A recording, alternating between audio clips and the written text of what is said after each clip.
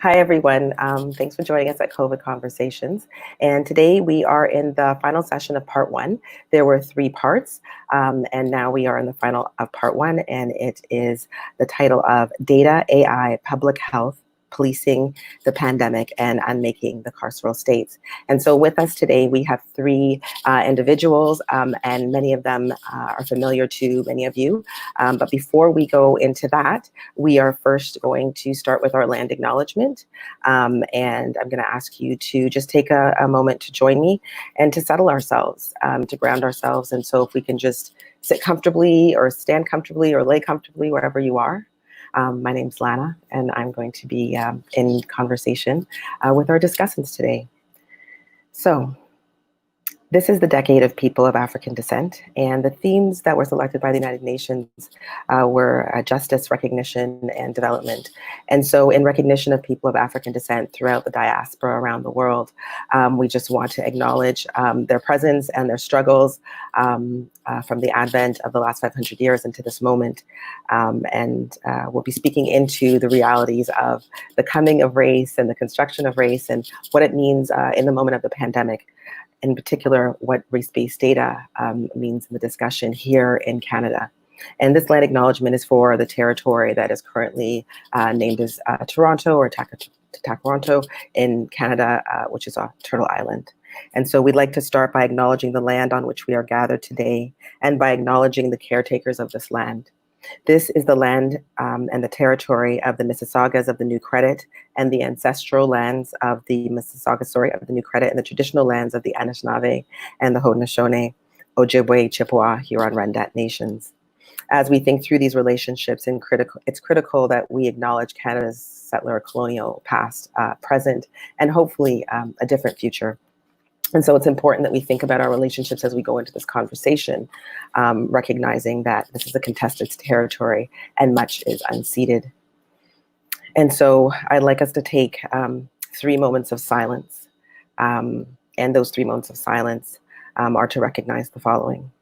The first moment of silence is to recognize and stand in solidarity with the family of Regis Korchinski Paquette of Toronto, a Black woman who died in the presence of the police, like so many others here, who are one moment alive, and their families are seeking support and assistance from 911. And so often people end up killed, die in their homes. And so we have another incident here in Toronto in the same moment that so many Black people around the world are struggling with the realities of the society we live in. And so I'd like to ask everyone if you would be so kind as to just hold some space here. Her family deeply misses her. They're deeply aggrieved. And I'd like to just hold some quiet.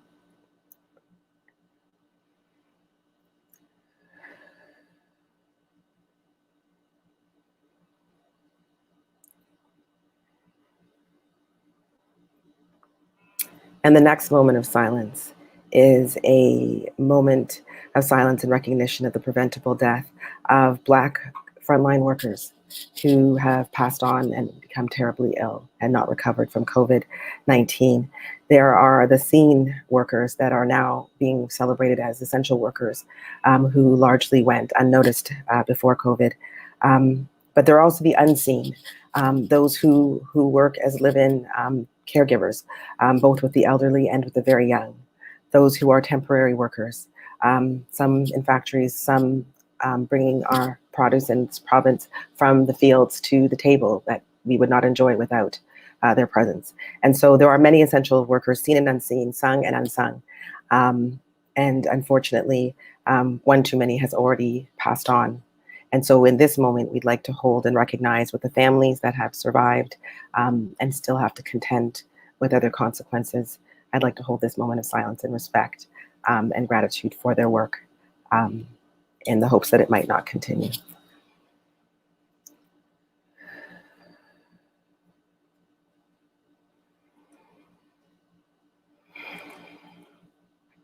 And this final moment of silence is in solidarity, not just with the US generally, but with Minneapolis and so many cities where Black people continue to experience what we do here as well in Canada, which is the outcomes of long-term segregation, economic and social exclusion that leads to attitudes where people's lives, Black people's lives, become all too often disposable, and for the preventable deaths that are going on right now, not just in Minneapolis and in the United States, but in Canada and Brazil, the Caribbean, the UK, Australia, Papua New Guinea, Tonga.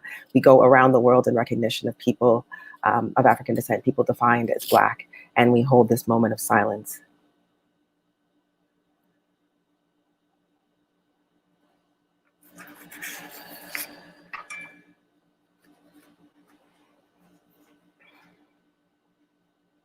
And now we'd like to take this opportunity to introduce the wonderful discussants who are joining us here today for a conversation at the COVID symposium around data, AI, public health, policing, the pandemic, and unmaking carceral states.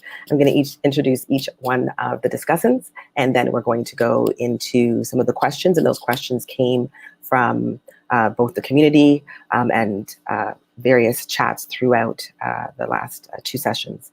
And so first I'm going to start off with introducing Desmond, and I'm actually going to ask Desmond to introduce himself.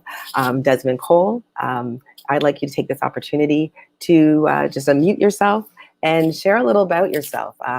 We know that you're the author of a new book called The Skin We're In. And if you'd like to take a little moment to tell us a little bit about that book and what you've been up to for viewers who don't know your work previously in journalism and in activism and in resistance work. So please go ahead. Thank you, Lana. Thank you for doing this and making this possible. Good evening to everybody who's out there listening, wherever you may be. So my name is Desmond Cole. I am a freelance journalist, activist, and author here in Toronto. And Lana, since you invited me to talk about my book, I will talk about that a little bit. I have recently released a book earlier this year called The Skin We're In, A Year of Black Resistance and Power. And really what that book does is it takes 1 year in Canadian Black life, the year 2017, and breaks it down chapter by chapter into the months of the year 2017, January, February, March, and so on. And each chapter is a different exploration, journalistic endeavor, reflection on Black life in different places in our immigration system, in our schools, in our workplaces, Black life in the arts, Black people trying to free ourselves from the state violence that we experience every day in Canada, a form of violence that, of course, is so common, especially with what we're talking about today, the demonstrations that we've been seeing all over the world, but one that is completely denied and erased in Canada by the white colonial settler state that pretends that it loves Black people, actually, or just pretends that we don't matter or don't exist or aren't worth talking about. So every chapter of my book reflects on a different part of our struggle against institutional violence in this country, and talks not only about the challenges that we have, but the ways that we fight back. And I'm grateful to be part of this conversation this evening because I see us having this very narrow conversation in Canada about statistics. Oh, we hear that COVID stats are really bad in terms of dying for Black people in the United States. And so it's almost as if we've become jealous and now we want the statistics as well. But we're not talking about the fact that statistics haven't kept Black people from disproportionately dying to COVID or from disproportionately, again, facing the harms of the settler state. So I'm really looking forward to this conversation today where we get to expand on all of that. And thank you again. Thank you, Desmond. I'm now going to introduce Adil Abdullahi. And Adil is a professor at Ryerson University. She has experienced plenty of it as an interdisciplinary scholar. She has published in a wide array of topics: mental health, policing, poverty, HIV/AIDS, and organizational development. She is the co-author of Black Life, and Adil's cutting-edge research on Blackened madness and anti-Black Satanism have informed current debates on fatal police shootings of Black mal-identified people. So can you tell the audience a little bit about more yourself, and in particular, what is Blackened madness? Oh, wow. Okay. So first of all, thank you for having me in this conversation. Also, thank you to all of those who have tuned in, particularly at such a difficult time, as well as during the pandemic. So I certainly appreciate being here and sharing this evening with you. In terms of what Black in Madness is, quite frankly, it is precisely what we're witnessing right now, or what we think we're witnessing right now. I don't particularly want to speak to situations I don't know very much about, but in the context of thinking about the loss of life of Regis, and having heard through the media specifically that it was a particular call for support and help. However, it resulted in her death. It asks us to consider what happens when we intersect at the place of madness, sanism, and Blackness, and then to really kind of think about the ways in which being a person who's living with a mental health issue puts you in a particular type of precarity, irrespective of race, irrespective of gender, etc. But once we compound that with the context of Blackness and Black life, we are rendered null and void, as we've seen particularly here in the city of Toronto, with the litany of people who have been either shot and killed and or permanently maimed physically by the police. So whether or not, in many ways, I argue that because of Blackness, we are treated in ways that are certainly unkind, dangerous, and that sort of simultaneously that are simultaneously connected to notions around madness. However, what we see is that there are ways in which the state responds to people who are living specifically with mental health issues in ways that are deadly. And so it's really beginning to think about that, and beginning to think about the ways in which Black people are not afforded things like illness. They're not afforded things like crisis. They're not afforded things like a moment of distress, and then really beginning to think about what that is. So in many ways, pathology is very real in the context of Black life, but simultaneously, we are not even afforded the space of being able to live mad while Black without there being a fatal outcome. So that's particularly what that means, Lana. And again, certainly it's heavy on my mind sitting here in Toronto right now, having heard what we've heard most recently within the media.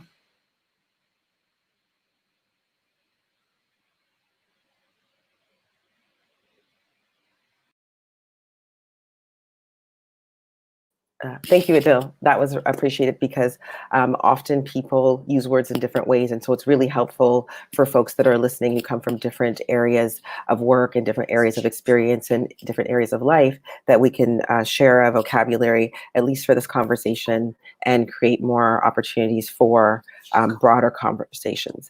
And so now I want to go over to Roja. And ask for you to introduce yourself. And just a little bit about you is that you have a book that I have cited often, Racist Technology, and I have an article coming out in which I cite you. And so I think it's a great opportunity to have you here talking to us in what we call Canada for now. And I'd like you to introduce yourself and tell folks a little bit about the work that you do who may not be familiar with your high productivity of intellectual thought. Thank you. Thank you. I'm really thrilled to be in conversation with all of you tonight. There is something particular about thinking across borders that can be very generative. There's a lot of ideas about what happens in specific places, whether it's around data or racism. And I think it's important for us to be in conversation to get the real picture. And so I'm a sociologist. I'm a professor of African American studies. I've authored a number of works, most recently Race After Technology, that's looking at the range of discriminatory designs embedded in emerging technologies, from the more obvious types that are out to stratify and contain populations to the more insidious types that come under the guise of sort of techno-benevolence. They seem on the surface to be making things better, but when we look a little closer, we can see the way that they continue to deepen specifically racial hierarchies and inequalities. And so that's my work. And one of the ways I think that it's relevant to this particular conversation when we're thinking about Canadian racism is that often the more insidious types of racism, liberal racism, colorblind racism, racism that is in denial of itself, can actually be much more dangerous than the self-conscious racism, the racism that owns and is proud to be white supremacist. And so I think when it comes to benevolent forms and patronizing forms of racism, as I understand to be characteristic of much of the Canadian context, it's even more important that we put it under the microscope. And so I'm encouraged and I'm honored to be in conversation with you today.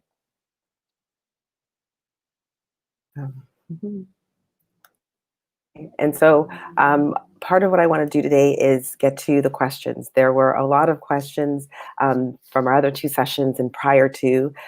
This symposium comes out of a number of pieces of community conversation that are going on.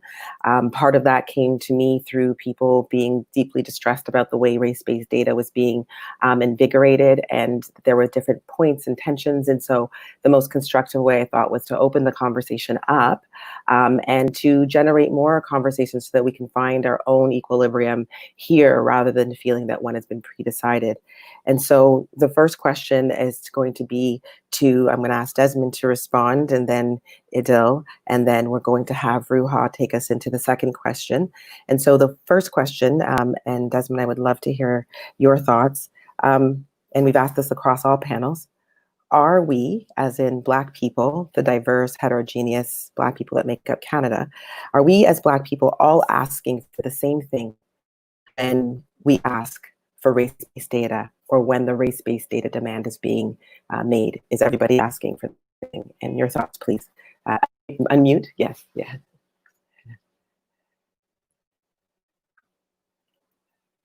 Okay.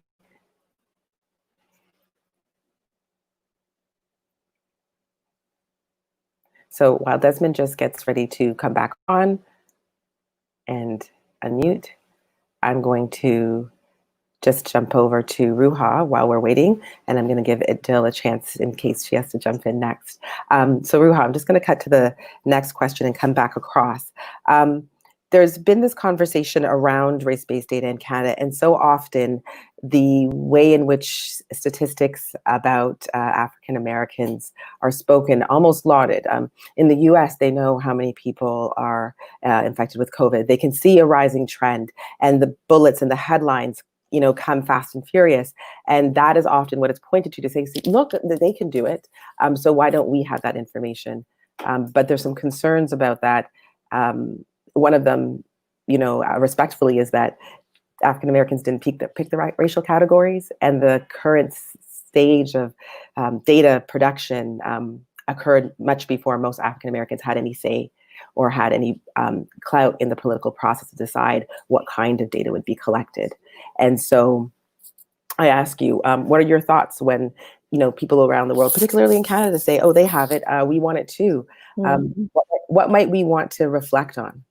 Yeah, I have so many thoughts. And so I'll try to distill some sort of takeaways, some key points that we can perhaps get into later in the conversation. So I'll suggest that whatever you're thinking about doing and whatever the proposals are, please do not adopt the US model. And I can go into depth, but I would encourage you to check out the work, those who are listening, the work of my colleague, Melissa Nobles, who's written a fantastic book called Shades of Citizenship that looks at the process of census data collection in the US and Brazil, and shows a number of things. First and foremost, data is never neutral. Census data in particular is never neutral. Counting is a political process, and it's folded in racial politics. And so there's no neutral data that you can aspire towards.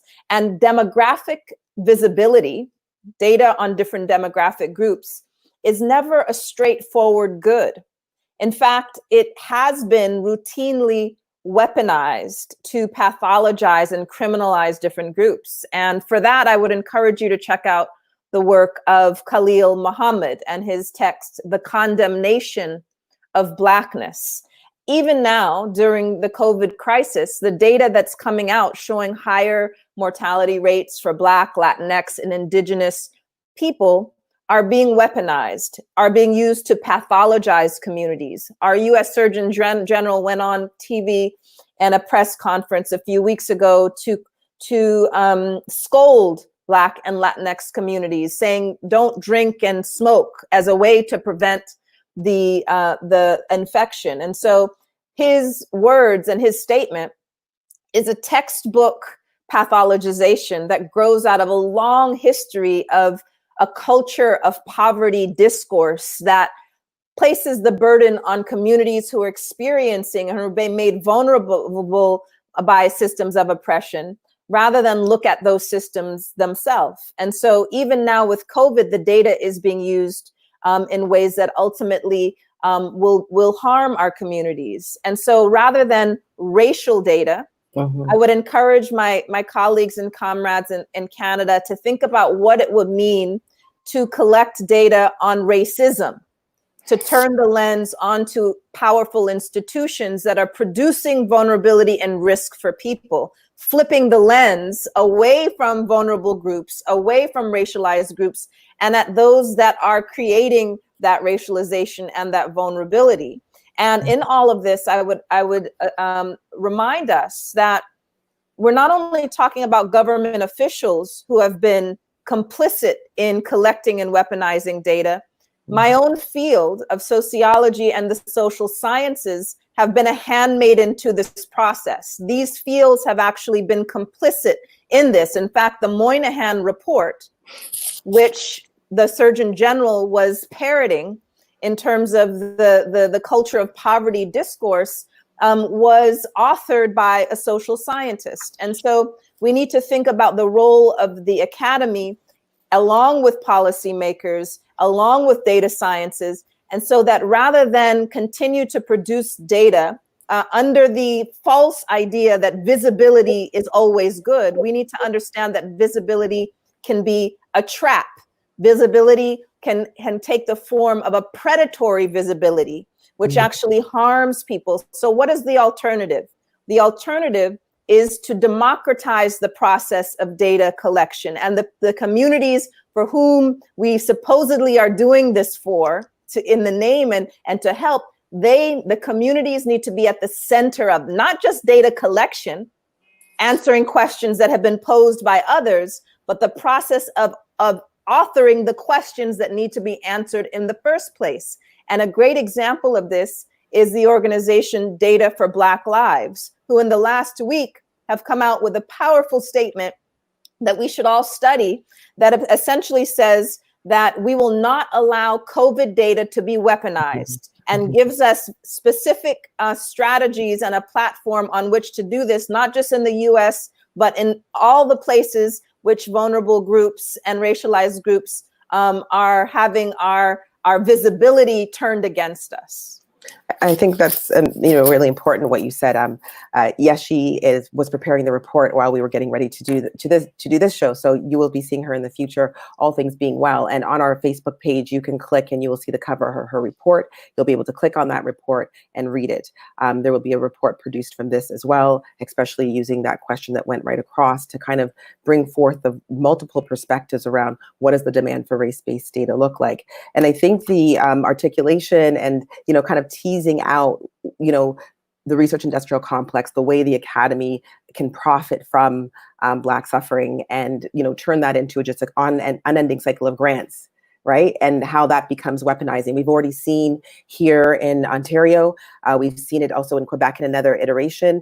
In Ontario, it's looked like almost 2 to 3 articles a week are coming out from different publications articulating Black and predominantly racialized communities as ethnic concentrations, as overcrowded, and sort of using the language of social determinants of health.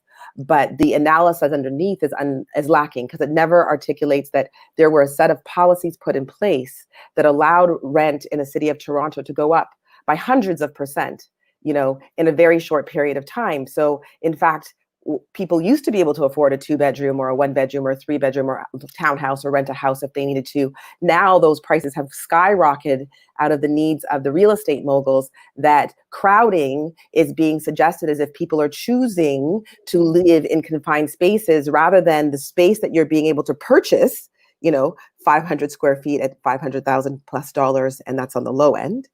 And rents that start in the double digits. That's never articulated. They don't ever say, okay, we've looked at the housing policy of Ontario, and over the last 15 years, and its increased privatization and lack of rent control, it's produced less square footage per person, in particular of these categories, because of also how racializing of employment and racism in employment generates that. And so I think it's really important that you articulated the weaponization of data. And now I'd like to kind of go back to that question and braid in, are we asking for the same thing, given what Roja has said about the US and about sociology, the social sciences, the computational sciences being a handmaiden to that process of weaponization? What are the different perspectives that need to be offered up when we think about the tensions of race and within group and class within group to the demand of race-based data? Desmond, can you pick that up if you'd like? Pick it up without destroying my feed this time. Yeah, I think we're obviously not all asking for the same thing. And that's really good because we don't need one kind of data to begin with, I guess, right? So I think that the main focus has been, as I was mentioning, like, we want to know how many people die of COVID and what their racial category is. That's like seemingly the baseline assumption that I guess we all think that we're talking about when we're talking. Many people seem to think that that's what race-based collection of COVID data means. And that could be a thing to collect, and it's certainly a thing that people in some parts of the world are already collecting. But I think it's really important to recognize that this isn't about measuring a new phenomenon that just for some strange reason in the United States, for example, is killing Black people more disproportionately than other groups of people. As Rue has said, it's about systemic racism and about systemic disadvantage and about an entire system that's perpetrating a certain kind of set of outcomes. So we want disaggregated race-based data because we are different Black peoples, plural. We want data about whose jobs on the front lines, whether that be in the service industry or whether that be in nursing. So many people in my own family are nurses, and so many of us as Black people are nurses. What is their exposure to the virus? But then what are the consequences for them of the economic shutdowns and of the economic cutbacks that have happened as a result of COVID-19? That's another thing that we should be thinking about and interested in. And, when Ruha says we're looking at racism and we're not looking at race stats, I think that takes us back to like, why would we even collect this data in the first place? And I think that the problem in Canada seems to be that, well, we still don't know if there's racism yet, and maybe this data will shed some light on it. But my opinion on that is that anybody who comes into that with that approach is presuming that the data will show that we're not racist or not sufficiently racist to do the real thing that we want in our communities, which is shift resources towards people who are not just more vulnerable to COVID, but who have been systemically left behind by this economy and by this healthcare system and by this society. So I'll say, no, we don't all want the same data, and there's lots of different kinds of data and different focuses that we have. So we don't need to all be talking about the same thing. But I think we should get beyond this call for counting dead Black people and go a little further and ask for a little bit more than that. Thank you for that, Desmond. And now I want to just ask Adil, can you kind of give us your take on, are all Black people asking for the same thing? And further to what Desmond said, there are different kinds of data, and it's about the allocation of resources. And in the first panel, what got brought forward was data standing in for justice. So I'm wondering, data standing in for justice. So I'm wondering if you can speak to that as well, just to bring together the first panel with this one. For sure. So first and foremost, I certainly don't think that data is going to bring about our freedom. And I think that we need to be absolutely clear about that. Here's what we know so far. At every single sociopolitical indicator has told us throughout Canada that Black people are in peril, that Black people are isolated, that Black people are underemployed and unemployed, that Black people are excluded from housing, have particular experiences in schools, in healthcare, on transit, day-to-day life, that Black people are impacted. We know this already, and we certainly have known this in the past. Whether data is disaggregated or not, it's soup coming out of the same pot, irrespective. And I think that we have to take that into account immediately. My concern, however, is that despite having known all of this information, it's curious to me that we still would make an assumption that the outcomes for us during COVID would be different, knowing that while we're already precarious, we're living at the intersection of lack, illness, etc. Not because that's who we are, but because ultimately we know that precarity brings you into the health system differently, brings you into the mental health system differently. It brings you into housing differently, etc., etc., etc. So given what we know, if in fact the data that we have been collecting just around the general conditions of Black people did not ameliorate the issues regarding COVID, then why would we expect that the pandemic is going to create a different outcome? I think that's one of the first things that I think about. I also, obviously, given that we're in this particular political moment, I think about, for example, all of the recommendations that came out of the Andrew Loku inquest. After Andrew Loku was shot and killed by Officer Andrew Doyle, formerly of 14th Division here in Toronto.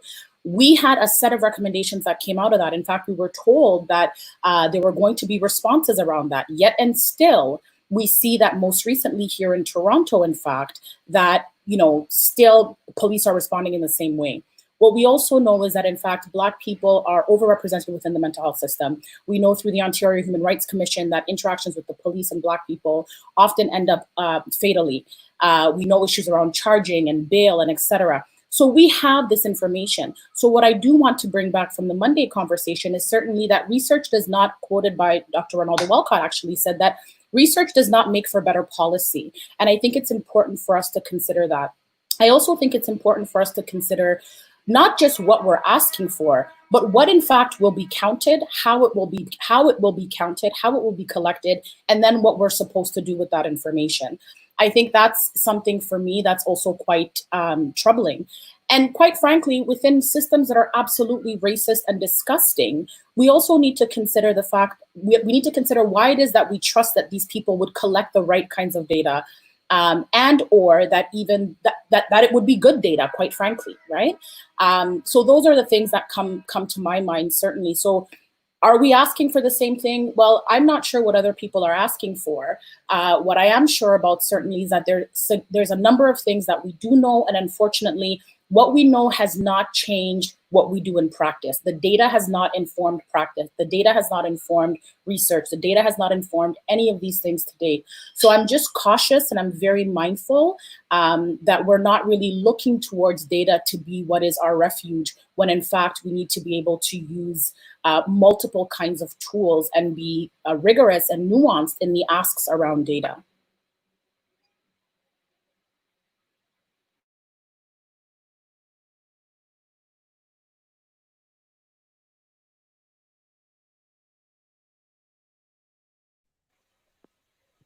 I think you're on mute, Lana.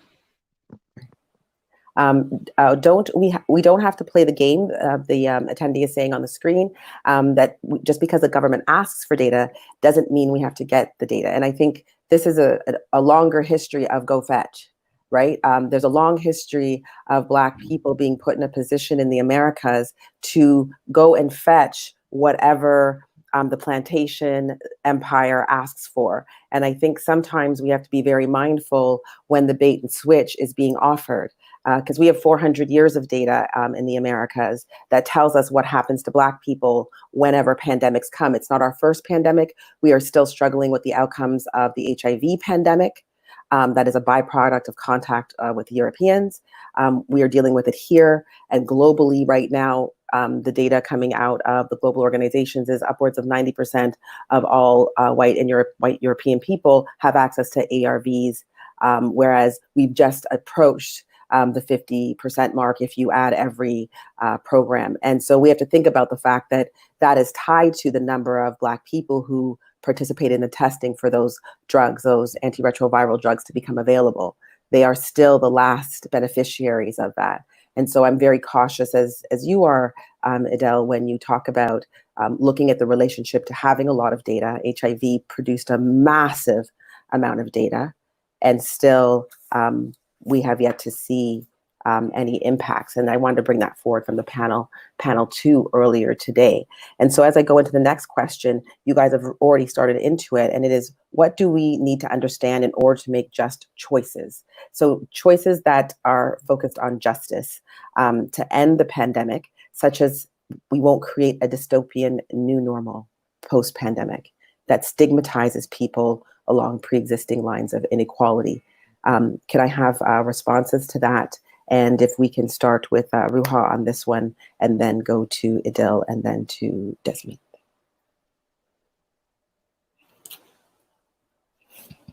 You're muted, Roja. There you go. Mm-hmm. Okay. So one of the threads that links that question to the previous round of comments is that even by starting from the point of what would be better data, what would be just data, we are already starting a little too far into the process. And we have to back up and ask, do we even need new data for X, Y, and Z? Because oftentimes the process of collecting data is a stalling tactic in many ways. I think of it as the datafication of injustice. That is, we know what's wrong, we know what to do, and yet we need more data. And that ask is a willful ignorance not to actually put into practice what we already know. So I would say that rather than start from what would be just data collection, let us start and demand to start the conversation with, do we even need to be investing in new data about health disparities or educational disparities or housing disparities? Or should we take the energy and the resources that we would use to create a new database, to create new data practitioners and a whole apparatus around that? What if we had that energy and resources and poured it into actually acting on what we already know? And I would suggest that a powerful sort of a way forward is to demand to start much further upstream than trying to tweak the kinds of data collection that we're after. I want to thank you for that. And I just wanted to pull another thread before we head over to you, Adele. When you talked about investing the energy towards action, and that being something that is a distraction from, and the datafication, can you just kind of talk about a little bit more of the datafication of the weight? Because that's something that I think has not really been teased out here, where it's almost an automatic knee-jerk reaction. We've talked about in the previous 2 panels that somehow race-based data will equal some kind of change, and that we need to go and get this before we do something. So can you talk a little bit more about going upstream? And then I'm going to cut to you, Adele. Roja? Oh, Yeah. were you asking me to elaborate on Yeah, that? I want you to elaborate on the datafication of justice, like the slowing it down process and needing to go further upstream to acting rather than collecting, because collecting seems to be a mode that we're always sent back into. We're on our, I don't know, our umpteenth round of, we need more data in order to get through surgery. We need more data in order to do this. I mean, the whole thing here, is that we have all of these sort of funding mechanisms that, in the last couple decades require various kinds of community engagement exercises as part of their legitimation process, whether we're talking about NSF or other kinds of agencies, or even, when Obama was in office, he was trying to roll out this whole sort of personalized genomics initiative. And there were a whole set of what looked on the surface to be democratizing exercises, which was more like theater. Mhm. And, so there is an understanding among major institutions that as part of their legitimizing process, they need to seem as though that they are engaging communities. And we have a whole set of exercises around that. And so the question is for communities, Mhm. you are being brought into the process at a stage when the questions have been posed, Mhm. the proposals have been written, the funds have been disseminated, and now you're brought in almost like a prop to check a box that says we have consulted the community on X, Y, and Z. And so you have not been allowed any agency in deciding whether that is even the question. If you had those funds, if that is even the question that you would ask, much less invested in data collection. You might just direct it and let's actually do what we already know would work in our communities. And so what we have to understand is that the way that communities are co-opted, this predatory inclusion, is institutionalized in much of higher education, in much of our private foundations, and on and on and on. And so we need to become, and the fact is, many people who are approached with this have a keen and incisive distrust for the process. And that distrust is earned. And so for those people residing in institutions now who are listening to this conversation, the goal is not to increase the trust of communities. It's to reckon with your trustworthiness, rather your lack of trustworthiness. Too often when these gaps between communities and institutions are observed and talked about, again, it's about pathologizing the community and figure out, why don't they trust us? Why is, and pointing to historical examples as if what happened to me yesterday in the hospital or at the school doesn't rightfully inform my distrust. I don't need to go to Tuskegee. I don't need to go all the way back to historical examples. I don't need to have read a book about scientific racism. Let me tell you what happened at the doctor's office yesterday. And that informs my righteous and indignant mistrust. And so for those residing in institutional frameworks that want to engage communities, which is a euphemism for use communities as part of a process that you have set up, then the question is, what do you need to do long-term to set the foundation that makes you more trustworthy? And that is the starting point, not figuring out what communities need to do better. Adele. I don't particularly have much to add. I think, Roja, I think that you certainly said it all. I think the one thing that I will add is sort of in thinking about where it is that we're starting around this conversation is also really beginning to think about all the ways in which quote unquote data has already been animated and is being animated every day outside of just also formal sort of research and social science ways of being and thinking.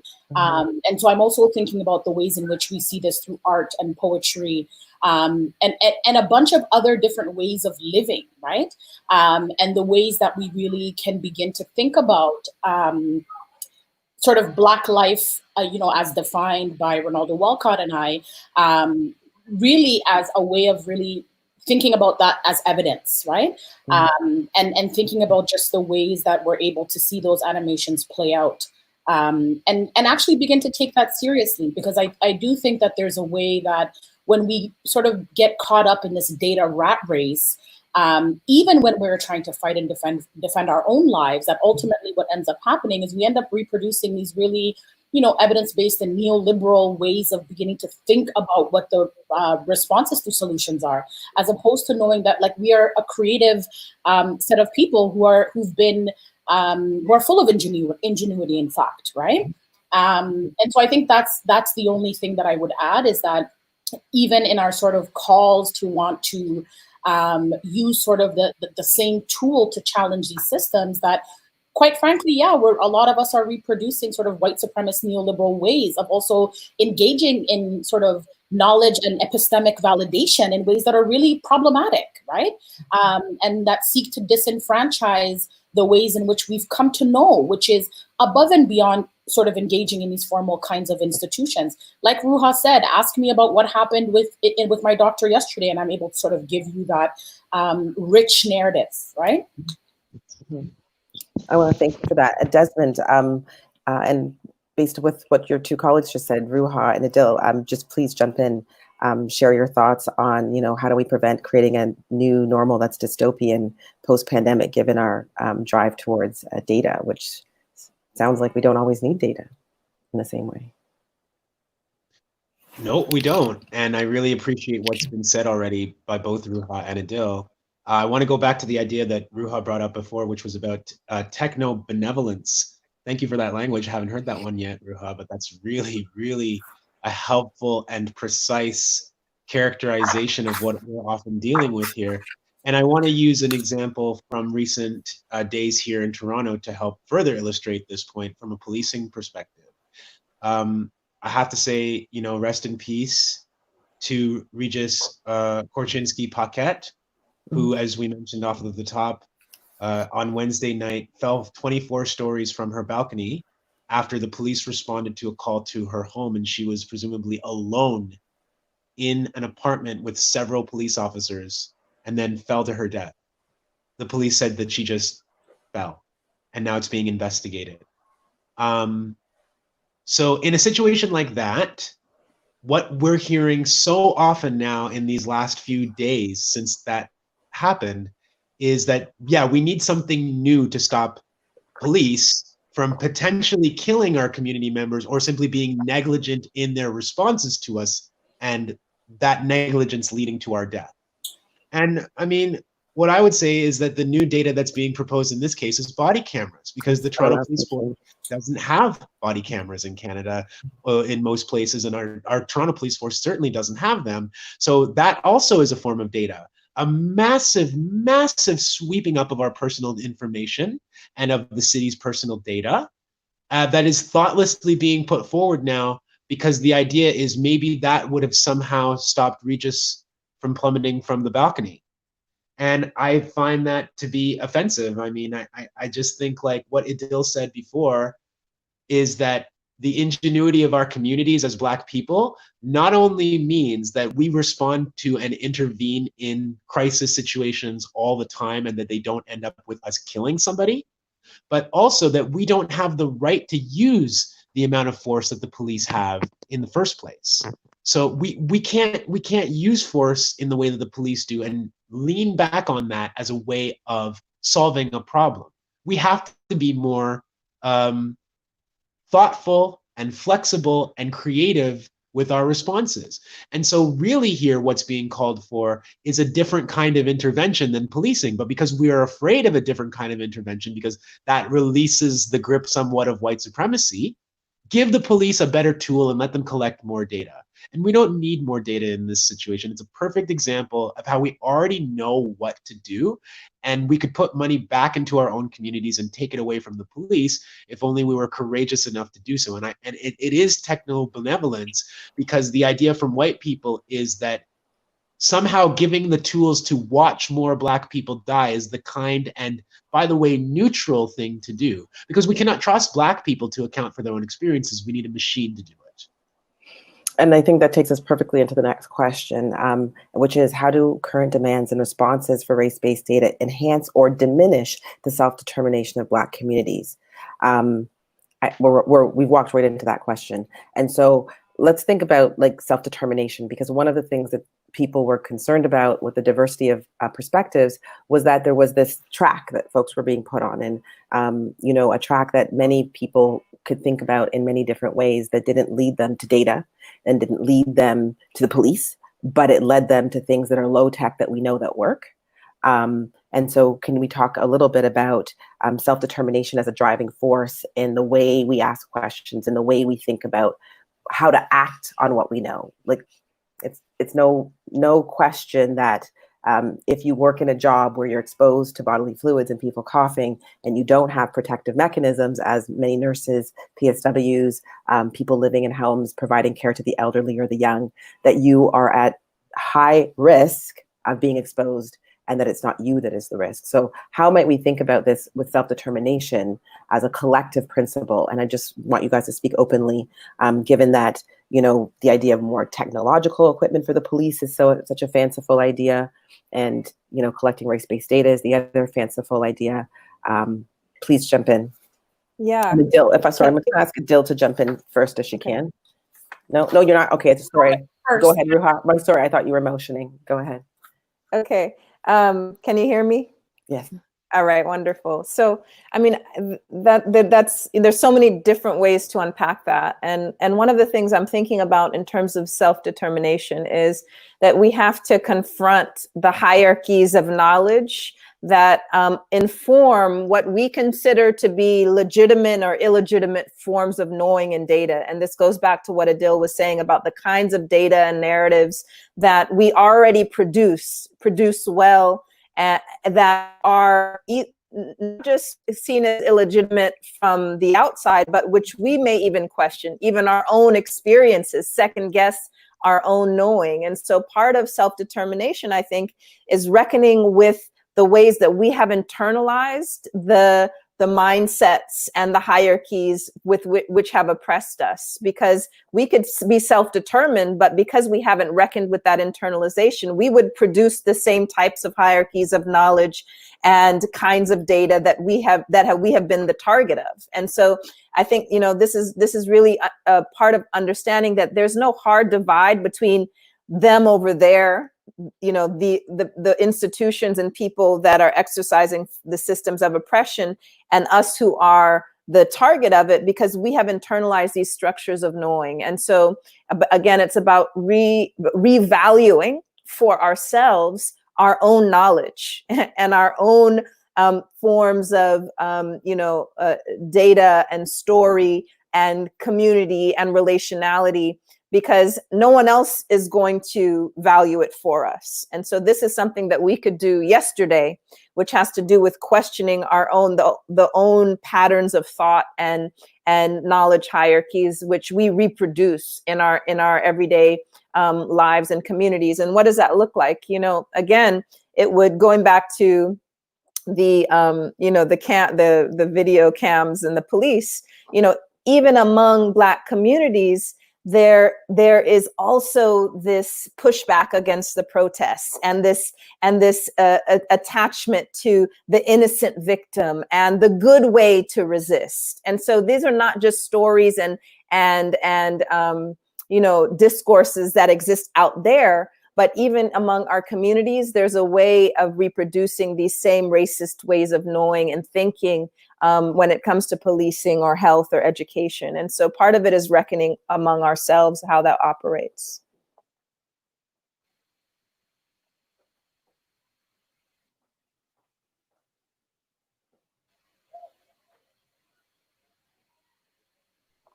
Did you want me to pick up on that? Because I really can't. I have nothing to add.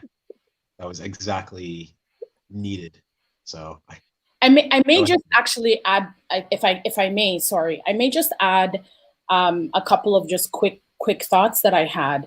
I think that there's a way that we're caught up in this sort of cachet of counting right now, counting all kinds of things, you know, whether it is, the first person to do this, or how many people have done this, et cetera, et cetera. And I think in the context of self-determination, you know, I've worked in places that consistently ask me to sort of self-report, right? Self-report race, self-report this, that, the other thing. And often I think, you know, including in hospitals as an employee or other institutions.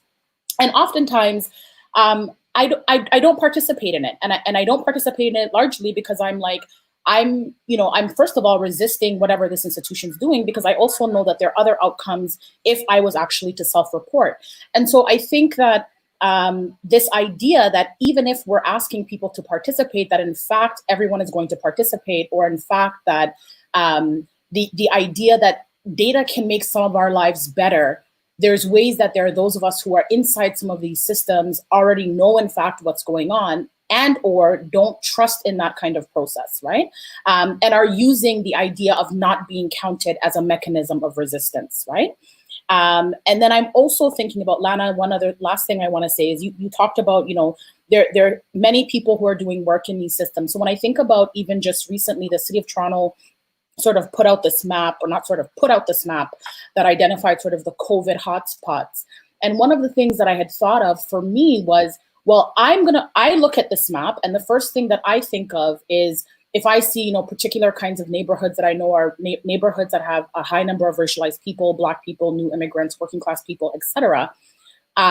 The first thing that I thought of was, how else can I understand this map also outside of illness? So how many of the people who live in these neighborhoods happen to be the person who's the dietary aide that works in a hospital, who actually works casually and, probably doesn't have sick days, probably won't get counted or doesn't get counted in certain ways because they're working relief, casual, et cetera, et cetera.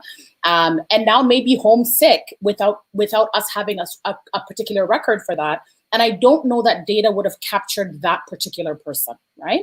And I also don't know that even when we are interpreting data, that we're taking into account those nuances. We know, for example, that many people that are PSWs, people that are nurses, people that are working, in linen in hospital, in dietary in hospital, et cetera, these are racialized people often, right? Racialized people, Black people, et cetera. And we also see that racialized and Black people are being pushed out of full-time jobs, and more so being put in like part-time jobs, casual jobs, et cetera. So in thinking through that, as I think about the data and where I'm being asked to think about people being ill, I'm also thinking about, but wait a second here, these are also some of the employees in these various systems and spaces. And I'm wondering then, how do we even begin to have conversations around differentiating illness because, in fact, yes, there are these frontline heroes workers, versus illness for other kinds of reasons. Irrespective, even right now, there isn't really any space to be able to think about that idea differently, because we're only being asked to understand that in the context of, these are the areas where, there's illness only or specifically. So that's just something else that sort of came into my mind to think about. I really appreciate that. And I appreciate that because you were responding to some questions that came up yesterday, and we have another one here today. And it says, well said, we need multiple tools. Data is necessary, but not sufficient for change. Data is not enough to create change. And in this piece, it suggests that data is still part of the baseline. And I'm going to just point out, like in some of the work that I do, where I'm looking to move race science out of the diagnostic clinical process, which has been taken just as natural. Some folks are just absolutely horrified when they realize that the reason that there's a different PFT function has absolutely nothing to do with science, but more to do with ideology. And they've been practicing for 15 years. And so in that respect, there is some need for data to recalibrate what is the baseline. But that's a very different thing than asking for race-based data, because our lung capacity might have been raced for ideological reasons, but it has not been raced for biological reasons. And I wanted to tip us into that question a little bit, because it takes us into the next question, which is, often race-based data brings us into this conversation as race as biology.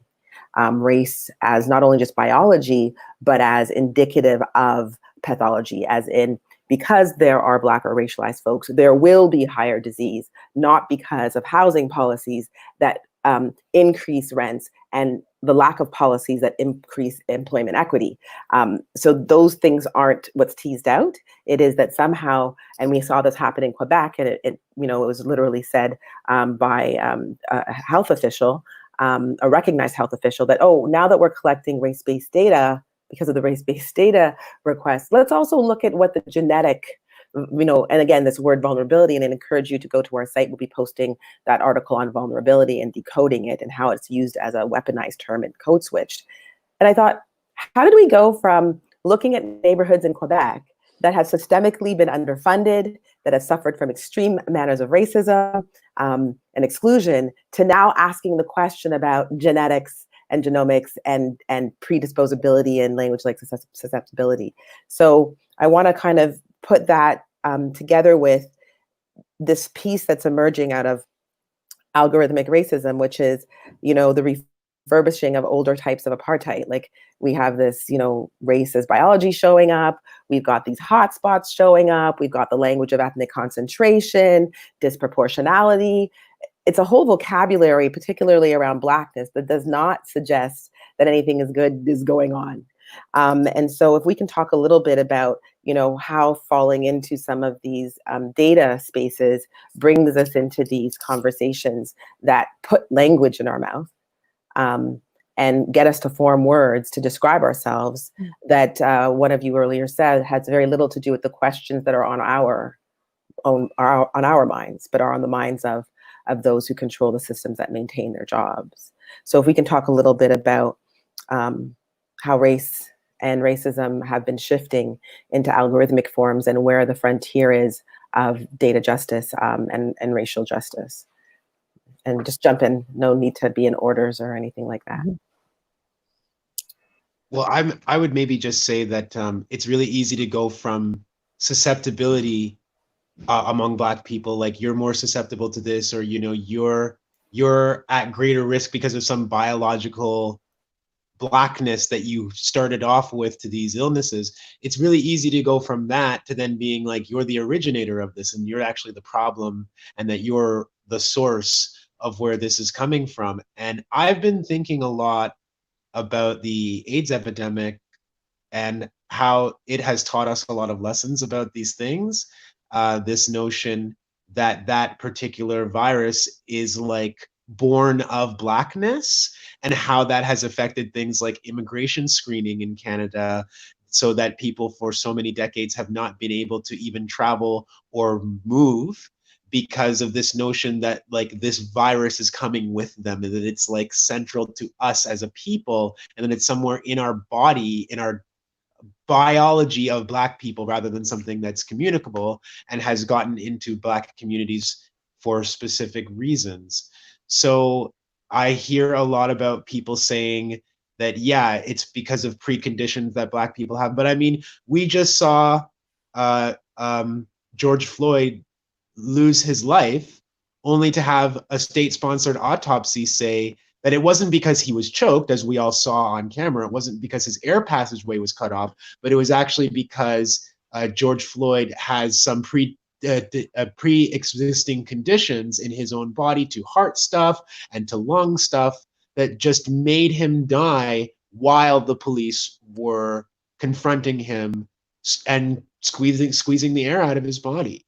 So it's extremely, extremely dangerous when we're not challenging, I guess, this notion that these things are central to us and our bodies. We saw in Nova Scotia recently that there was a COVID outbreak in a Black community in Nova Scotia.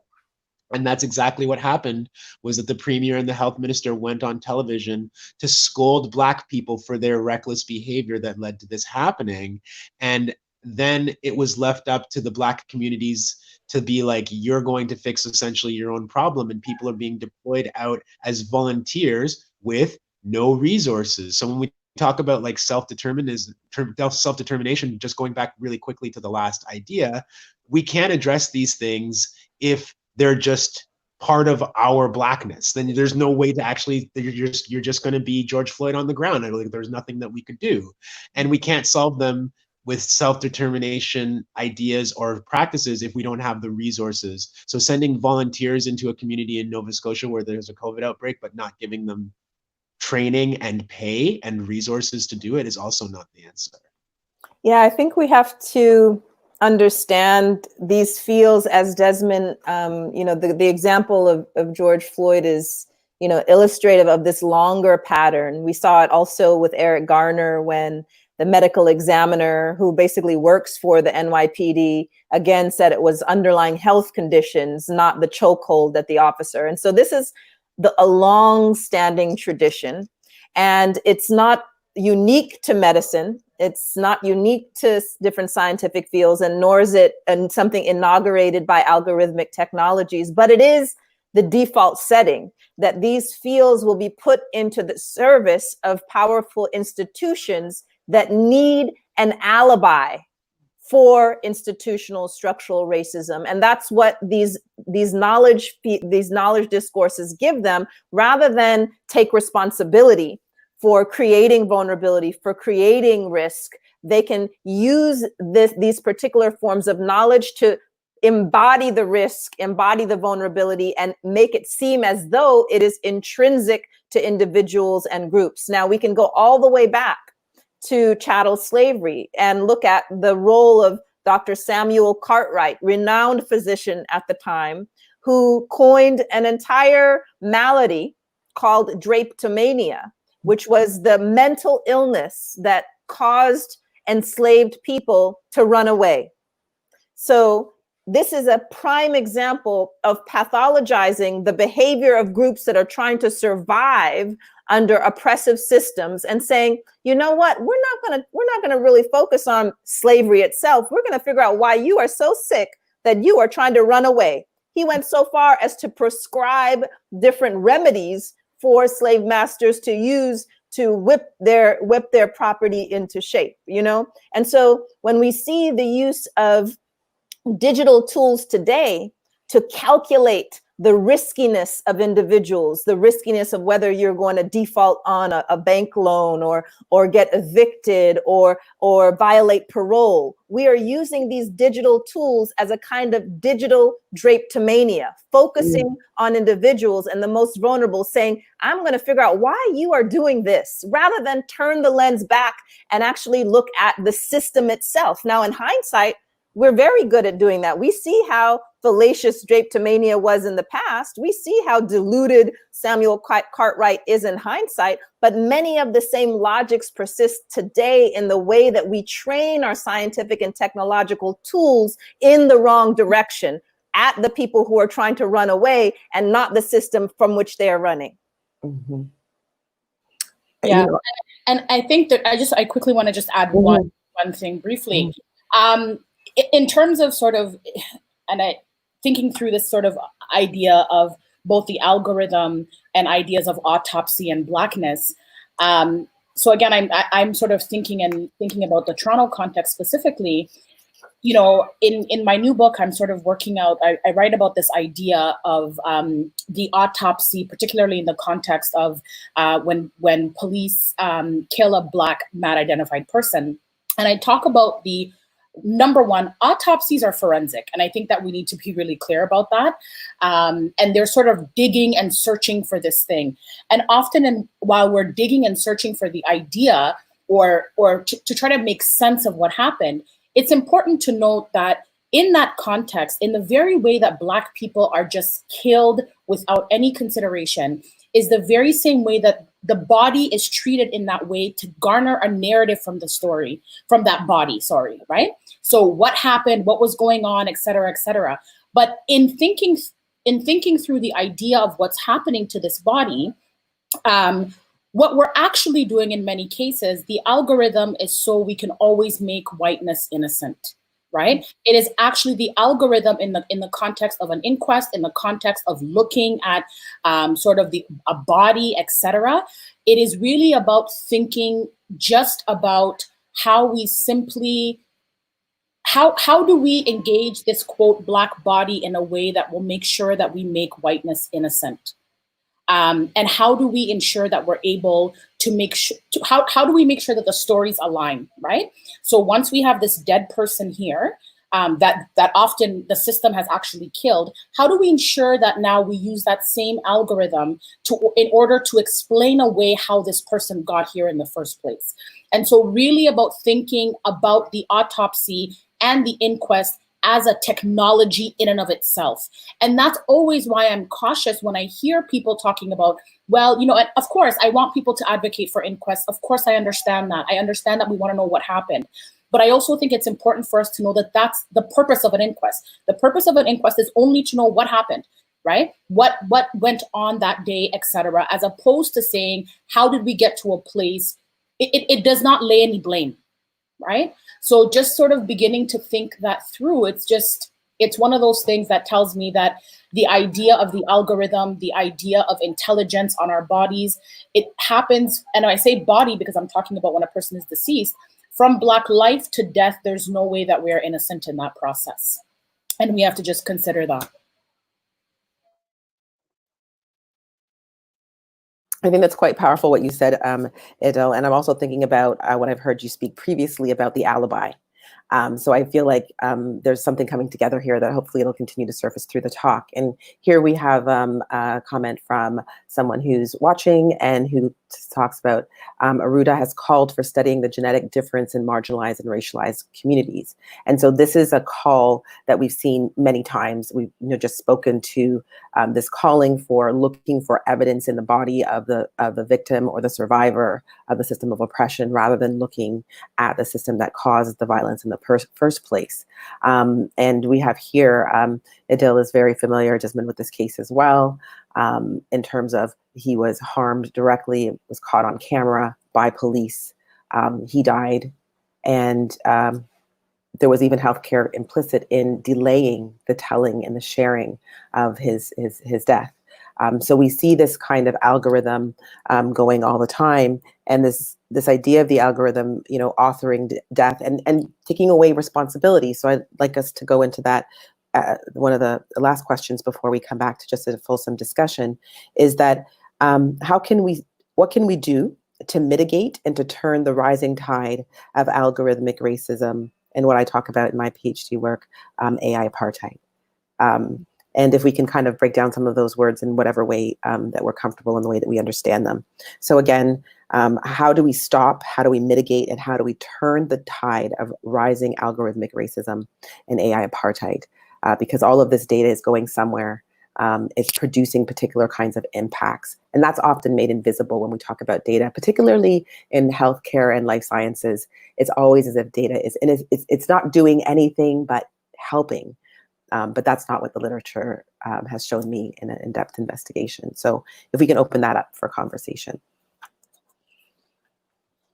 I think one of the first things we need to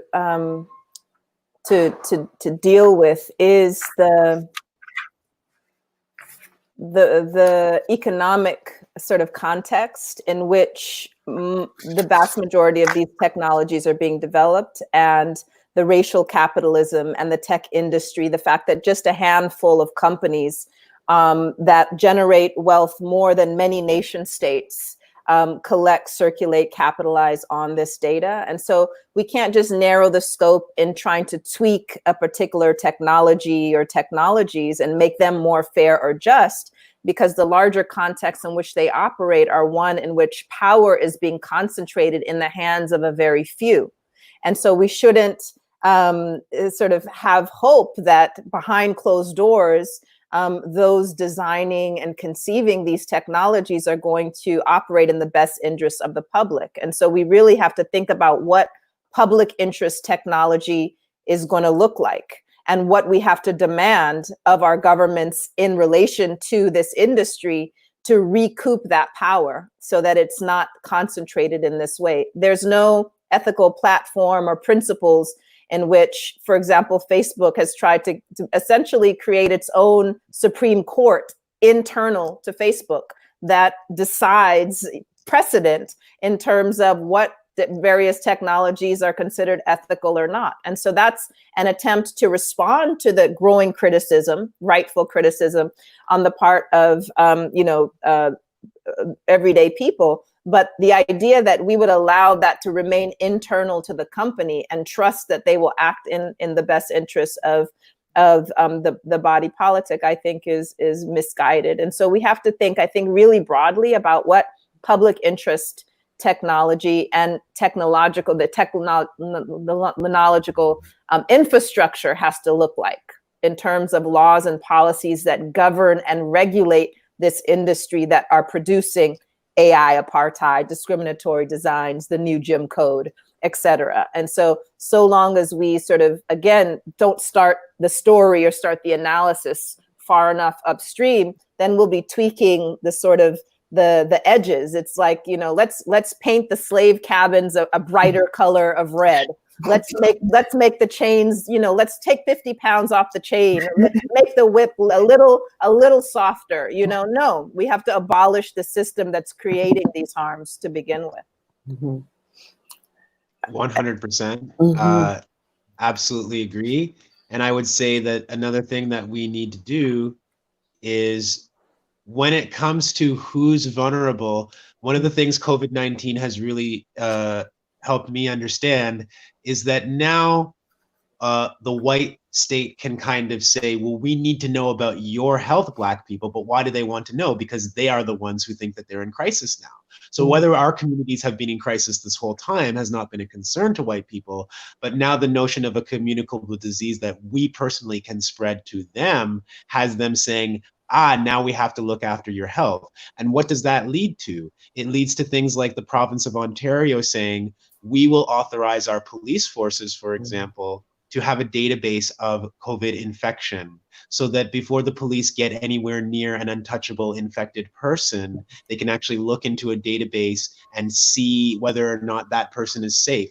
And what's happened there is we've gone from a public health crisis that's supposed to be affecting everybody to what we always do, which is to say that the police as a specific entity, that their safety matters more than anybody else's. And so the person who works at my local grocery store doesn't have a right to know my COVID status when they serve me, but the police officer who's going to come into my house and evict me or arrest me does have a right to know. It's been flipped. And so I feel like we need to flip it back and remind everybody that these healthcare outcomes are not to keep one particular group safe from other groups, and that that's not how a pandemic works. The individualism of our society is just getting exposed through this crisis, that some people want to protect themselves from a pandemic that has the ability to affect everybody. It has to be flipped around so that, for example, a public health policy doesn't say, how do we keep the police safe from the people that they're going to needlessly go and interact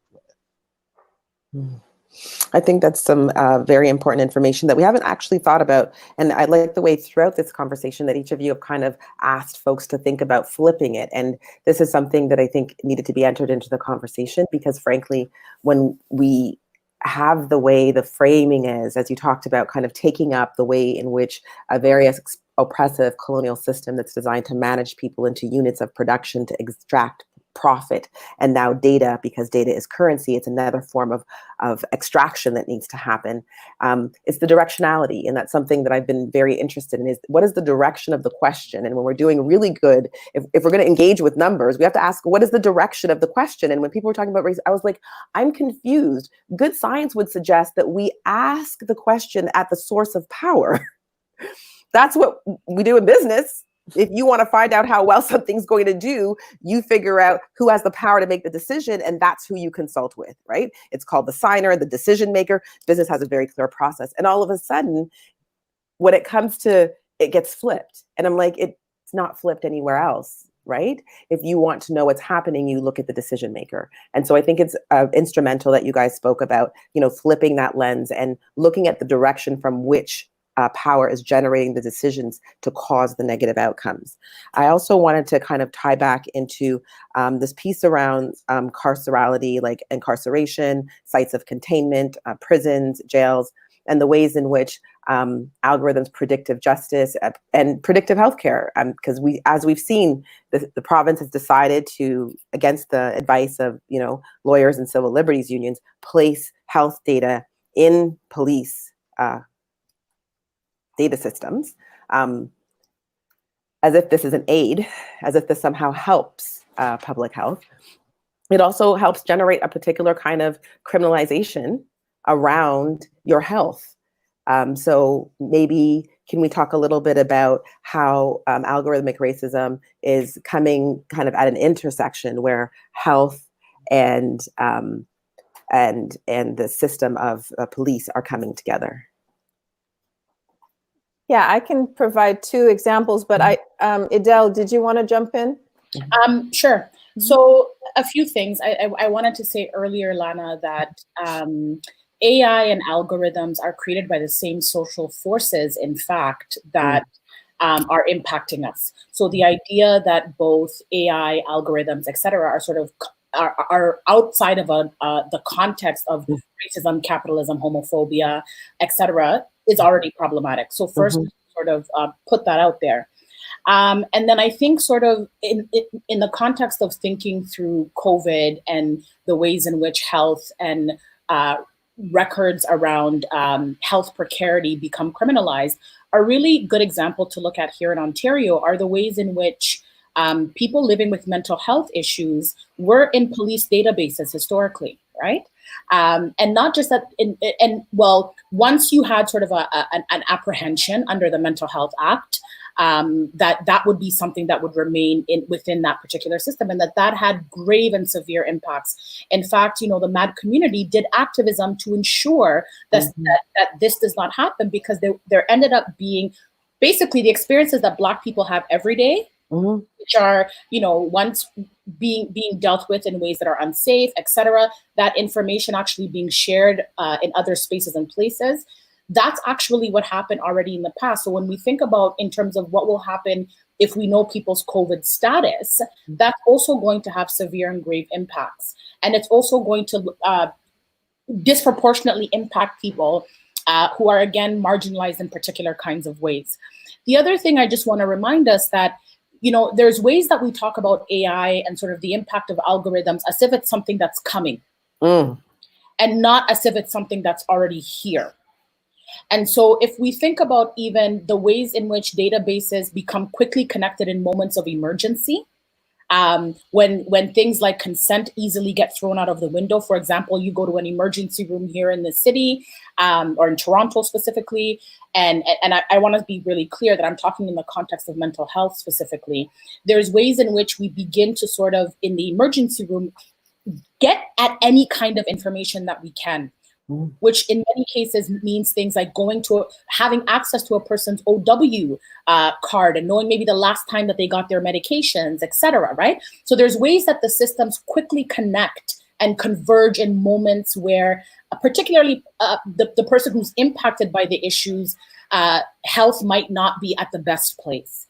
So I think those are the key things I just want to bring into the conversation. Number one, around the fact that, they're created by social forces. Two, that AI is not something that's coming up. And three, for us to actually learn from other groups and other systems, the ways in which we can stop or intervene now. Yeah, and I'll pick up on that. The second point about they're already here. They've been making consequential decisions about people's lives.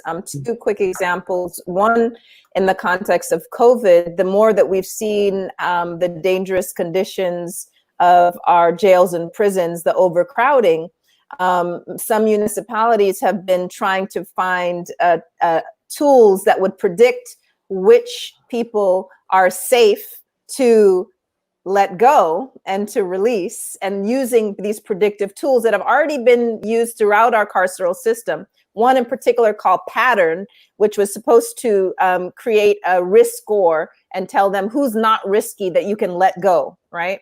And they found that 7% of Black men were deemed safe enough, quote, and upwards of 40% of white men. This is just one example of how these tools that have been used throughout our carceral system are redeployed in the context of COVID. And rather than just think about letting everyone go, we want to nitpick again and deploy these tools in a very narrow way to predict the riskiness of individuals in the context of our healthcare system. Last fall, some colleagues of mine, Obermeyer and colleagues, were able to look inside the black box of algorithm design in the healthcare system, which usually we haven't been able to do because these are proprietary systems.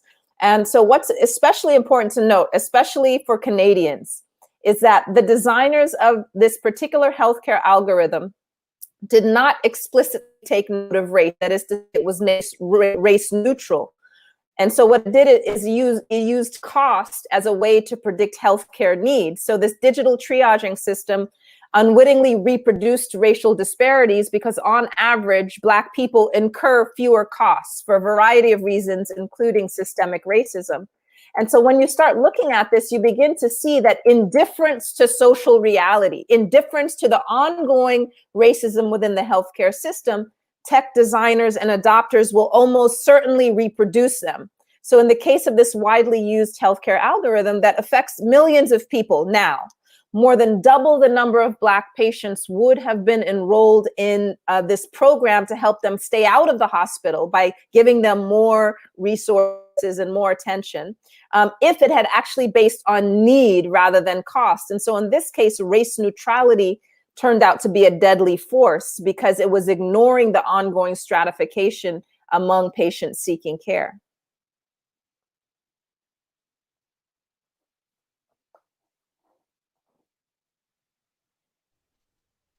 You're The Obermeyer article was very telling, especially because of the scale. So the number of patients in that system was 4 times the population of Canada. It affected 150 million people. And so when I looked very quickly at what I have available to me, there's no doubt that the same thing is already happening. And I'm going to put 2 things kind of together, and I'm going to talk about EMRs and EHRs. So electronic medical records, electronic health records. The difference is one is more like your old-fashioned file, and the other one is that it talks to other files in systems. EHRs talk to other files. And so in Canada, many people don't know, but we have a public, universal health system that is about 4 companies own 90% of those systems, and 3 of them are American. And we're about to go through a very interesting scramble as Google and Amazon are arriving because of their ability to manage data and this desire for responsive health systems. By my evaluation, when we look at their liquidity, I don't know how those EMR companies are going to hold on to their market share. But what that means is we could go from 4 to 2 or from 4 to 1. And so when we think about an entire nation whose health records could be held by a non-Canadian entity that's plugged right into our tax dollars, just siphoning them away, that makes us dependent on a system. It brings up those questions about being linked in these moments of emergency, and the questions we need to ask. And so, there's something that we'll talk about a little bit more next week on Thursday when I'm chatting with Naomi Klein, where we'll talk about the privacy bill and the changes to it. And what that language actually means, and have Canadians, have Ontarians in particular, because it's a provincial act, have we actually had a conversation about whether private corporations, under the guise of public partnerships, should have direct access to your data, whether it is de-identified or identified? And there's an article coming out in this coming week in a conversation where I articulate the difference between a technology that no longer does that. So there's this conversation constantly going about it, de-identifying the data and anonymizing it, which wasn't a thing since 2007. And most data and computer scientists will be like, not really a thing anymore, but if you want to talk about it, have at her. Because the technology can move so quickly to reattach your identity from all of these other sources. And so I bring this piece up because we're talking about police systems that do one kind of work, and unfortunately for Black lives, it often ends in fatality, and health systems that are theoretically supposed to do another kind of work, which is allow us to stay alive, but again, for Black people, that always comes into question. And these 2 systems coming together, the scale and the power of that without any kind of discussion is a bit concerning. And Desmond, I want to draw here on you as an investigative reporter. When you hear that, like, what kinds of alarm bells, what kinds of stories do you think need to be told, or what kinds of questions might you even want to ask about those systems coming together in this way? I mean, this is an area that I don't have expertise on, but as a layperson, it just is terrifying.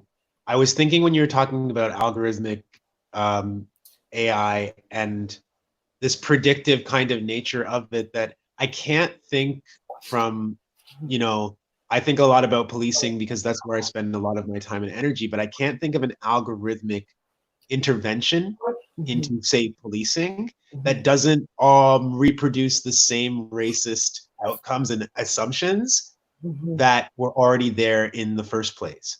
I mean, if I think about something like assessments when you're in prison, you have to be assessed about whether or not you're going to be a danger to yourself or others when you go into prison. As far as the assessments go, Black people are no more likely than anybody else to be assessed as a greater risk to themselves or other people as they're entering federal prison. And yet we are put in solitary confinement more than any other group of people except for Indigenous peoples. And so it's like, we already know where it's going to go. If somebody says we need this new computer program that's going to do the assessing for you. So we're going to take human intervention out of it and we're going to have a machine.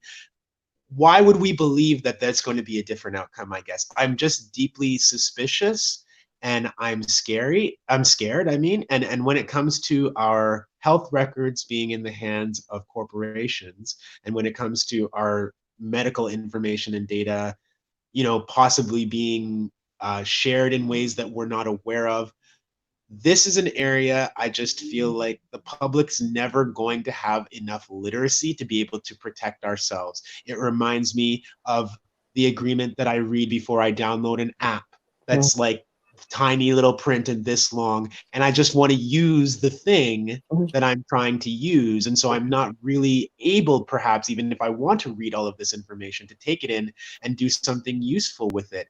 If we're supposed to sign away our medical and health records, how is the average person supposed to understand the implications of that? I think it is almost impossible. And so the kind of advocacy that, the kind of advocacy that Roja was talking about initially, where people are saying, yeah, you can collect our data, but we're going to make sure that you don't weaponize it. I think that's why it's so important, because the average person cannot think through these things. The system and how it works and how information gets digitally shared is so hidden to us. And I'm going to read a question that's come from offline to bring it into the conversation. And it says, is it not time that we stop making a separation between in real life and online? AI and algorithms, given that in our lives, these are now deployed all at once in health.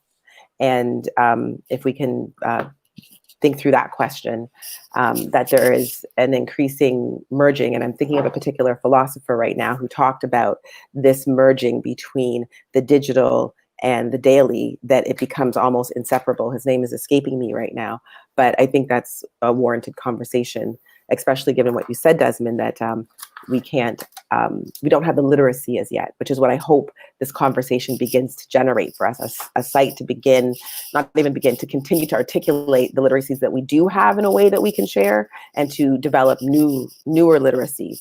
I wanted to bring back something that was spoken about earlier, and it was the piece around, sorry, just let me go back here. While you look, I think that I heard of, and I can't remember his name either, but again, about the online versus offline, and the hybrid term was that we're living on life. And so he's trying to integrate these. And I think the query is correct in that these digital systems penetrate every area of our lives. And many of them, as Desmond said, are hidden from view. They're making decisions about us, and not just observing what we do, but also nudging what we do, shaping what we do. And so whether you are going to the bank or the hospital or school, all of these automated decision systems, many of which, New York City, for example, passed a law that created a task force to simply create an inventory of all of the ADS, automated decision systems, that are used in city government. The list was so long, 100 at least. And the process of even creating the inventory was politically fraught, even just getting the list. And so for those interested, I really think we should study what went down in New York. There's an official report that came out last December, and a shadow report of people who were involved, but also noted all of the things that were left out of the official report. And so again, just simply trying to, and this doesn't even get to the level of literacy, it gets to the point of having something to read, of even having the information, making that transparent, so that people know if you're trying to get any kind of public benefits, all of these things that, shape our welfare system, foster care system, policing, and so on. And so it's the infrastructure, it's the matrix that we operate in, and we only usually learn about it when things go terribly wrong, obviously wrong. There are mistakes made all the time. But for example, in the state of Michigan a few years ago, the then Governor Snyder adopted an automated decision system to decide who would get unemployment benefits. And the system was called MIDAS, M-I-D-A-S. And in the course of over a year of flagging individuals who were said to be criminal, who were said to be trying to defraud the state of Michigan, the system made a mistake in over 90% of the people flagged. Meanwhile, the individuals lost their homes, they went bankrupt, filed for divorce, some committed suicide. So it wreaked havoc in people's lives based on this really fallacious way of flagging individuals who were said to be trying to defraud the state. And so that's an example of something that was rolled out to make things more efficient, to make things, more fair, even because of human bias. And so it's always pitched as the better alternative to human, old school analog human decision making. And so we put all of our faith into its neutrality. And this is just one example of many in which we see how dangerous it is for our lives. And the fact that many governments now are taking it on without thinking critically about not just the kinds of racism and discrimination that it perpetuates, but just even at the level of efficacy, even at the level of making accurate decisions, even at that level, they are often terrible.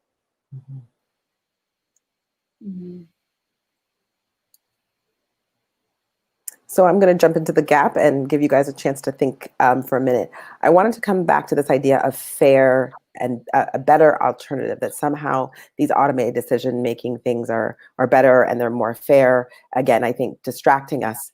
But I had an experience where an quote expert in AI literally said to me, well, I know my algorithm can make things more fair. Like, I've seen the decisions that physicians make. If I was able to install this, we would be able to change. And I felt a little curious how this person thought that an algorithm could do something that society itself had not chosen or decided to do collectively, and that they were comfortable using a tool that could usurp the process of agency, the process of the political structure coming to reckoning with each other and its citizens and its non-citizens and deciding what happens next, that somehow that their keyboard allowed them to transgress an actual democratic process that we select for ourselves and that we've entered, and that this algorithm could produce this fairness.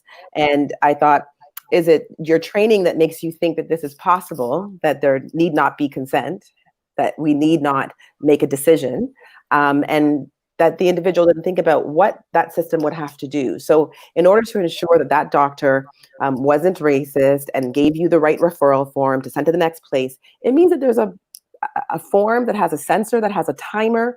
And we know that it's primarily women and nurses that do the administrative work, so that to keep that system being fair and unbiased actually downloads the work to primarily people gendered female and who are women, to do this work to make sure that the system would. And I thought, do you know how you're changing the nature of work without ever having a discussion about how we wish to labor individually or collectively?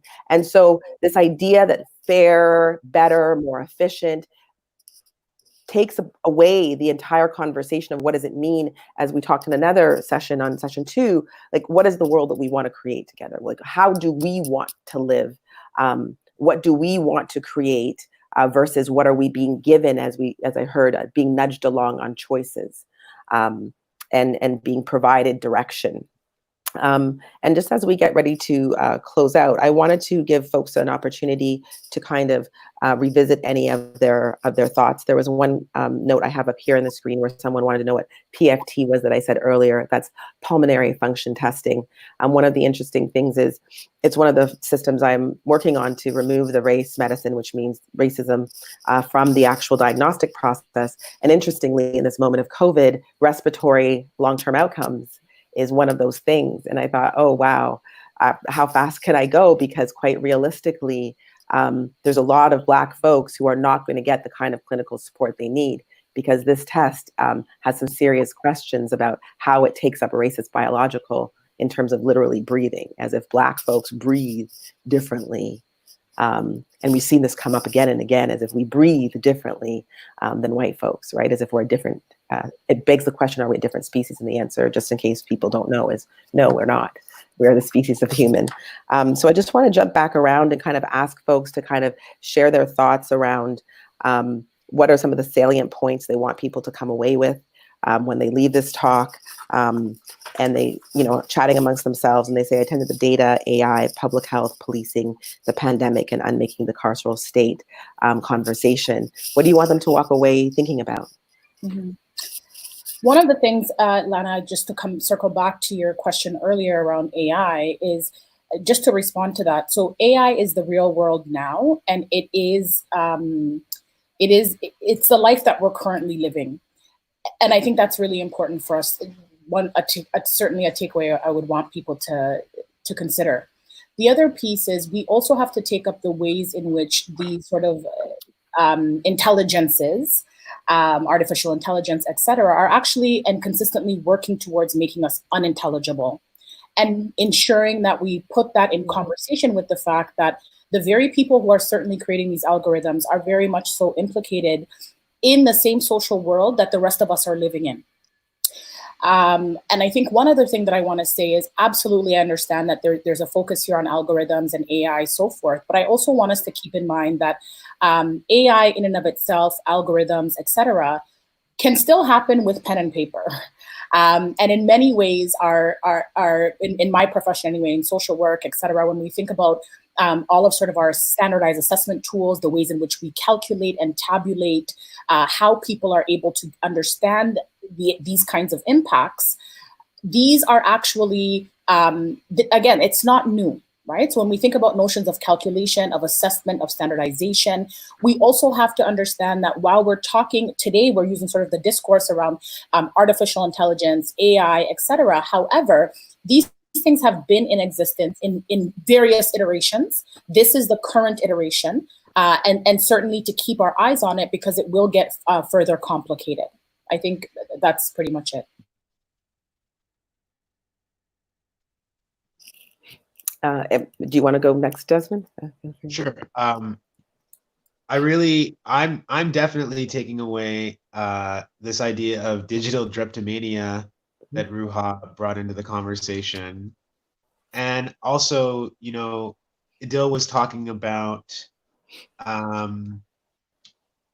just this idea of moves to innocence through technology.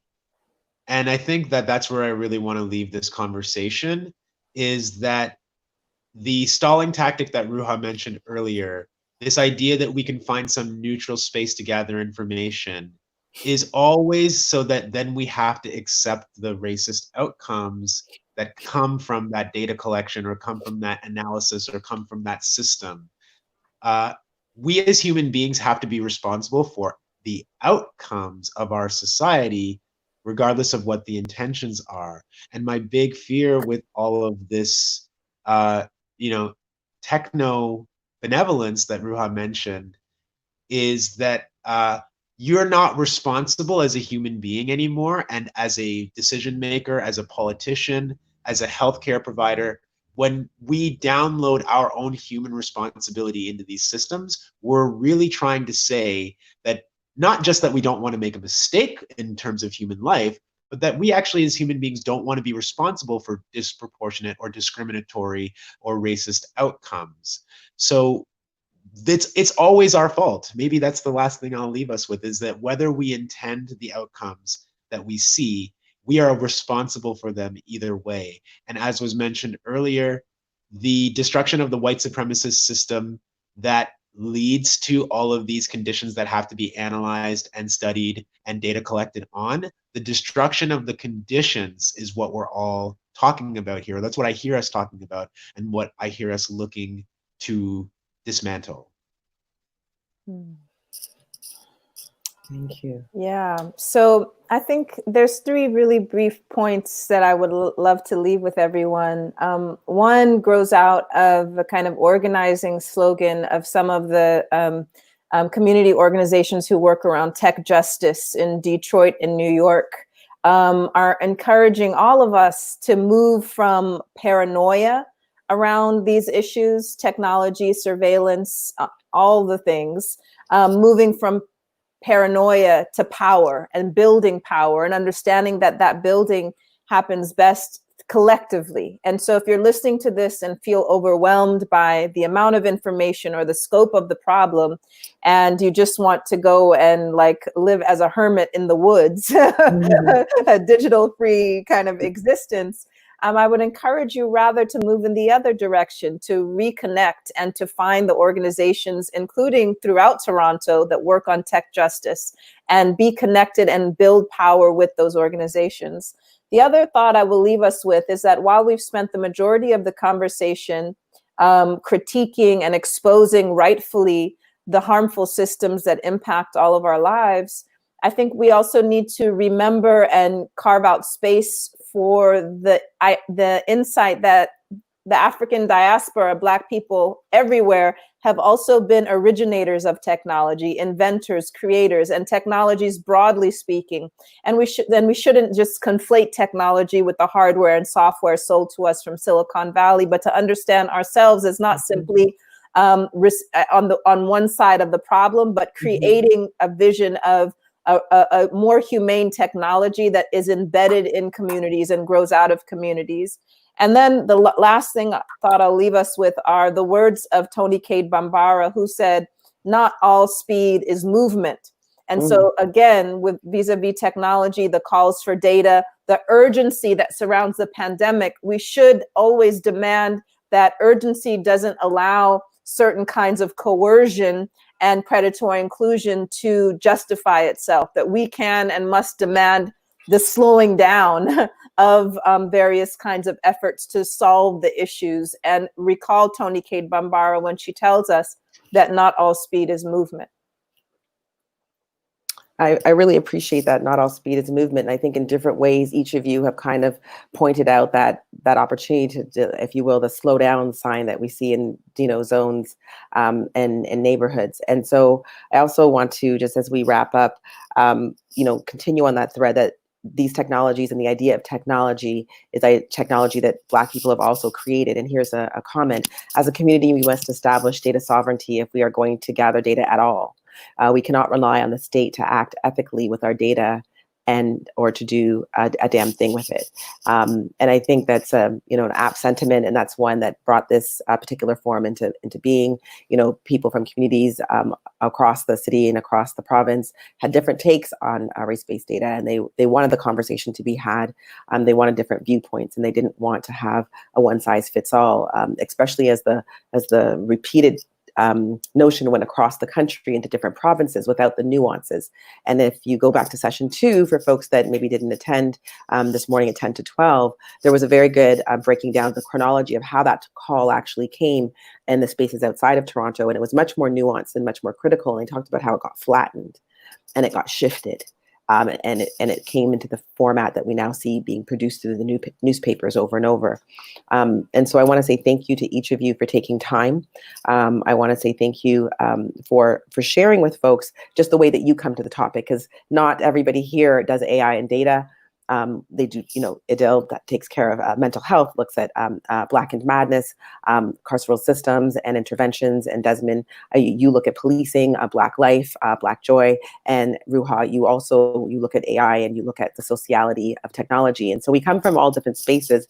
And my area is around clinical diagnostics and AI. So in fact, I'm building a prototype for an actual positive purpose. And so even for me, I thought it's really important that people understand what people mean when they say I'm doing X or I'm doing Y. It shouldn't just be, oh, that sounds really complicated. Okay, here's everything. I'm like, no, I want you to be, an agent and a participant. And there's nothing fancy that we can't understand as long as we take time to walk through it and build that data literacy so that we can have power and we can have institutions and think about institutions beyond hard walls and beyond institutionalized thinking, and about what are the containers that support and hold communities into different forms of caring and kindness and sharing, and not just about efficiency and movement and speed, and that I like this call around data laws, and so that we're not all having to figure out like, what does